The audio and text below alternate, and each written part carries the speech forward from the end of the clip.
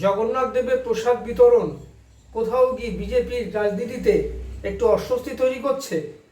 কারণ বিজেপি সবসময় নিজেকে হিন্দুর একেবারে যেন পেটেন্ট নিয়ে রেখেছেন এরকম একটা দাবি করতেন। এরকম একটা মনোভাব ওদের মধ্যে, যেন হিন্দুত্ব ওরাই যেন শুরু করেছে। তা তো নয়, হিন্দুত্ব একটা আমাদের প্রাচীন ধর্মের মধ্যে পড়ে। ভারতবর্ষ কবে থেকে এই ধর্মের যে উৎপত্তি হয়েছে তার অ্যাকুরেট কেউ ডেট বলতে পারবে না। আদি শঙ্করাচার্য থেকে শুরু করে স্বামী বিবেকানন্দ সকলেই হিন্দু ধর্ম প্রচার করেছেন, কিন্তু তাদের প্রচারের মধ্যে কখনোই কোনো রাজনীতি ছিল না।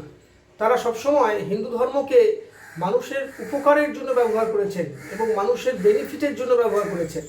এবং সবচেয়ে বড় কথা হলো, হিন্দু ধর্ম সকলকে ধারণ করে রাখে এবং কোনো ধর্মকে ছোট করে না, এই বার্তাই কিন্তু তারা দিয়ে এসছেন। কিন্তু বিজেপি যখন থেকে এটাকে রাজনীতিতে ব্যবহার করছে এবং বিশেষ করে পশ্চিমবঙ্গের মাটিতে যখন ব্যবহার করছে, তারা মনে করেছে এমন একটা তারা হাওয়া তুলবে যেন সমস্ত হিন্দু এক হয়ে যাবে এবং রাতারাতি তাদের দিকে ভোট চলে যাবে। কিন্তু মমতা বন্দ্যোপাধ্যায় যেহেতু, আমরা আগেও বলেছি, অত্যন্ত কৌশলী রাজনীতিবিদ এবং অত্যন্ত দুধে পলিটিশিয়ান যাকে বলে, সেই কারণে তিনি কিন্তু এই হিন্দুত্বের যে তাস বিজেপি খেলার চেষ্টা করেছেন তিনি ধরে ফেলেছেন। আর সেই কারণে তার যে রাজনীতি এবং তার যে মানুষের নীতি, সেটা কিন্তু সত্যি সত্যি একটা বৃহত্তর রাজনীতির মধ্যে পড়ে। মমতা সেকুলার, এ বিষয়ে কোনো সন্দেহ নেই, কারণ তিনি ধর্মনিরপেক্ষ। ভারতবর্ষে বহু ধর্মনিরপেক্ষ দল আছে, কংগ্রেস থেকে আরম্ভ করে, যেহেতু কংগ্রেস থেকেই তৃণমূল সৃষ্টি হয়েছে, সেই তো তাদের নেচারের মধ্যে একটা ধর্মনিরপেক্ষতা রয়েছে। এই ধর্মনিরপেক্ষতাটা কি না, সমস্ত ধর্মকে নিয়ে চলার যে ক্ষমতা, সেটাই ধর্মনিরপেক্ষতা। মমতা বন্দ্যোপাধ্যায় যবে থেকে বিরোধী রাজনীতি করতেন এবং আজও অবধি মমতা কিন্তু কখনোই কোনো একটি ধর্মকে শুধুমাত্র গুরুত্ব দিয়েছে না, বাকি ধর্মকে তিনি ধূলিসাৎ করেছেন, এরকম কোনোদিনও খুঁজে পাবেন না আপনারা। মমতা বন্দ্যোপাধ্যায়ের রাজনীতির মূল কেন্দ্রই ছিল মানুষ, সেখানে ধর্ম ছিল না। কিন্তু বিরোধীরা এমন একটা তকমা দেওয়ার চেষ্টা করেছেন তার দিকে, যেন কোথাও গিয়ে মুসলিম দূষণকারী এরকম ধরনের কিছু কিছু অ্যাডজেক্টিভ ব্যবহার করেছেন। কিন্তু মমতা কিন্তু সেটা ধূলিসাৎ করে দিয়েছেন। আজকে জগন্নাথ দেবের এই যে প্রসাদ বিতরণ, এটা কিন্তু অত্যন্ত একটা ভালো পদক্ষেপ বলেই মনে করা হচ্ছে। কারণ সত্যি সত্যি এর দুটো দিক আছে, একটা হচ্ছে ধর্মীয় দিক আর একটা হচ্ছে এর একটা মানুষের বাস্তবিক দিক।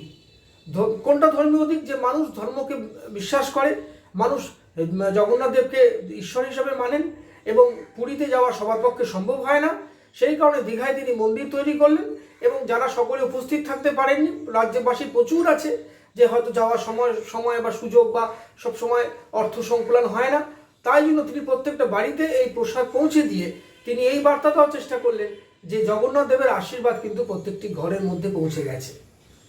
আর এর ফলেই অস্বস্তি তৈরি হয়েছে বিজেপির মধ্যে। বিজেপি এতদিন ভেবে এসেছিল যে হিন্দুত্ব যে রাজনীতি নামক যে বিষয়টি তারা ব্যবহার করে, সেটা একেবারেই তাদের নিজস্ব, যেন কোথাও গিয়ে হিন্দুত্বের ভাগ যেন আর কেউ বসাতে পারবে না। আজকে এই পদক্ষেপে কোথাও গিয়ে হিন্দুরাই কিন্তু মমতাকে সাধুবাদ জানাচ্ছে।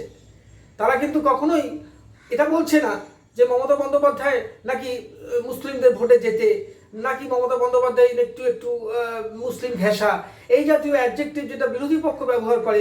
হিন্দুরা কিন্তু সর্বজন যে গ্রাহ্যতা এটার মধ্যে নেই। এর ফলে কি হচ্ছে যে রাজনীতি তো মমতার সঙ্গে ওরা পেরে উঠছে না। আজকে যদি কোনো ভোটের ফলাফল আপনারা দেখেন, তবে দেখতে পাবেন সেখানে মুসলমান ভোট যেমন মমতা বন্দ্যোপাধ্যায় পাচ্ছেন, তেমনি হিন্দুদেরও বহু বহু অংশে ভোট তিনি পাচ্ছেন। এবং বিশেষ করে মহিলারা হিন্দু মুসলমান নির্বিশেষে মমতাকে আশীর্বাদ করছেন। এর কারণ কি? কারণ মমতা কিন্তু বারবারই বলা হয়েছে যে তিনি কিন্তু সেকুলার কথার অর্থ তিনি ধর্মনিরপেক্ষ।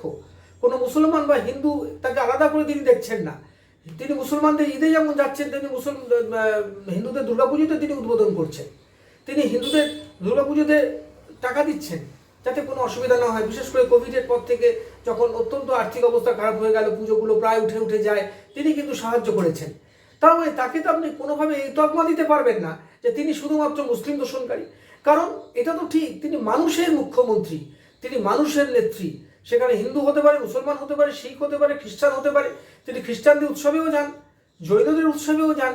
তবে তিনি কি করে আপনারা বলতে পারেন যে একটা বিশেষ ধর্মকে তিনি নাকি অত্যন্ত রকমের তোষামত করছেন?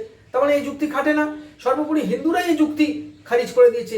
রিসেন্ট যে কালিয়াগঞ্জের যে ভোট হলো, তাতে করে দেখা যাচ্ছে যে বহু বুথে প্রচণ্ড রকমের লড়াই হয়েছে, যেমন তেমনি কিন্তু প্রচুর ক্ষেত্রে হিন্দু মুসলমানের মিলিত ভোট পেয়েছে মমতা বন্দ্যোপাধ্যায়।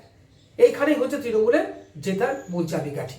একটা কথা ঠিক, মমতা বন্দ্যোপাধ্যায় এটা প্রমাণ করেছেন যে গভর্নেন্স দিতে গেলে, সরকারি থাকতে গেলে শুধু একটা ধর্মকে তোষামোদ করলে বা কোনো তাদের হয়ে কাজ করলে চলে না, আপনাকে কাজ করতে হবে মানুষের হয়ে।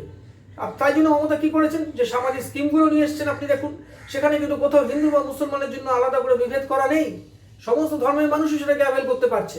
সে আপনি লক্ষ্মীর ভাণ্ডারই হোক, কি কন্যাশ্রী প্রকল্পই হোক, সবুজ সাথী হোক, স্টুডেন্টস ক্রেডিট কার্ড হোক, এরকম যাবো, এমনকি ফোন পাচ্ছেন 11 স্টুডেন্টসরা, সেখানে কি উনি হিন্দু মুসলমান দেখছেন? একেবারেই না। তাহলে আপনারা কিভাবে শুধুমাত্র একটা মানুষের গায়ের এরকম তকমা এঁটে দিচ্ছেন তিনি মুসলিমদের বেশি তোষণ করছেন? তাহলে এই যুক্তি কাটে না। আজকে জগন্নাথ দেবের প্রসাদ বিতরণের মাধ্যমে মমতা এটা প্রমাণ করে দিয়েছেন যে তিনি শুধু হিন্দুদের নয়, তিনি মুসলমানদের নয়, তিনি শুধু পশ্চিমবঙ্গের মুখ্যমন্ত্রী, তিনি শুধু মানুষের মুখ্যমন্ত্রী। কারণ এটা ঠিক কথা যে তিনি চিরকালই প্রো পিপল কাজ করে এসছেন এবং এইটাই তিনি আজও মেনটেন করে যাচ্ছেন।